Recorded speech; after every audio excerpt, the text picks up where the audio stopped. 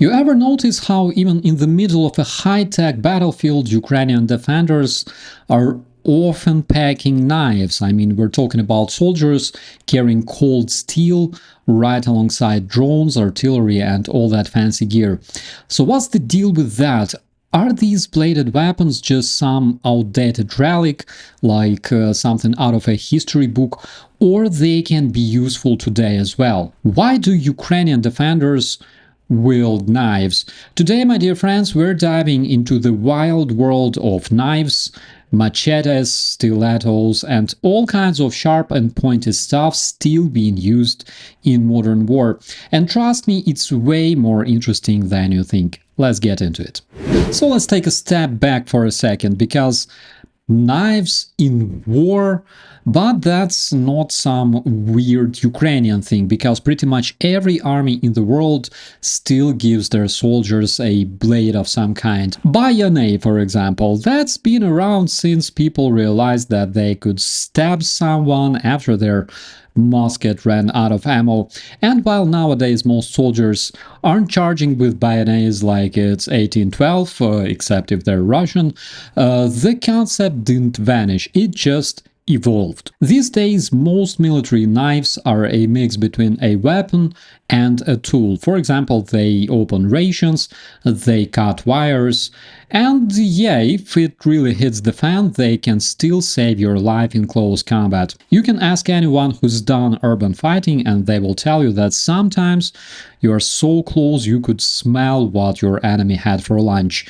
Not great, especially if it was Russian shit. Even modern elite units around the world carry a blade, not because it's fashionable, but because it works. You don't always get to fight on your terms. Sometimes you fight with what you've got with you. Now let's bring it back to Ukraine. You might think that with all the HIMARS and FPV drones flying around, no one would bother with something as basic as a knife. But here's the thing, Ukrainian defenders are some of the most creative and resourceful fighters out there. And when it comes to the kind of trench warfare happening in places like Bakhmut or Avdiivka, it starts to really look like World War I. Up close, muddy, and brutal. And suddenly that blade on your vest, it's not just opening MREs anymore.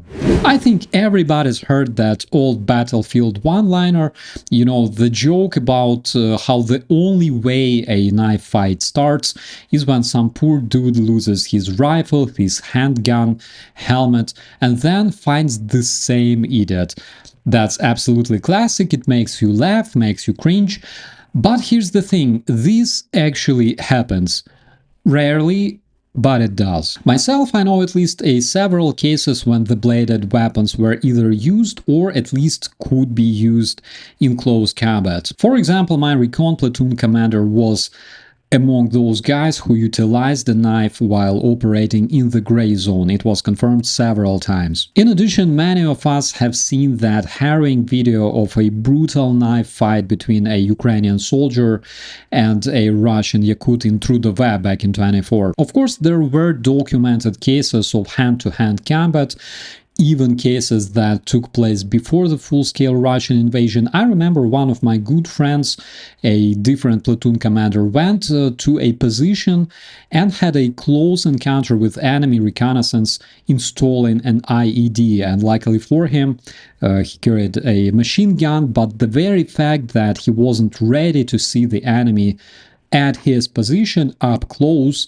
which by the way was mutual, could actually cost him life. And at point blank, one could argue if a knife would be a better option than a freaking machine gun because it's so huge. But returning to the video of a tragic knife combat in Through the Web, where Ukrainian soldier unfortunately lost the battle, we should ask ourselves a question: why did it happen and how could it be avoided? And the answer is absolutely obvious in my opinion, because it's not enough to just carry the knife. One should know how to use it in self-defense and also be mentally prepared to use it.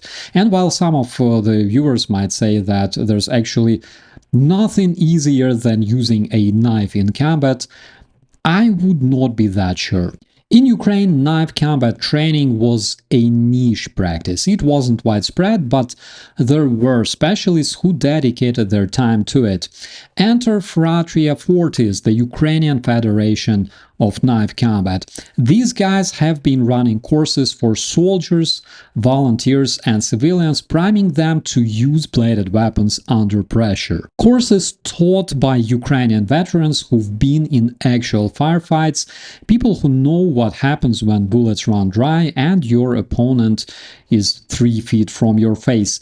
That's the level of intensity they drill into soldiers. We're talking about speed, precision, tactical use, all wrapped into knife combat. Now let's talk about gear, because if you prepare for a knife combat in a trench, which again may never happen, but if it does, you want a blade that performs. Meet some of the most popular Ukrainian knife makers like Skif and Blade Brothers. Skif makes solid EDC and tactical blades.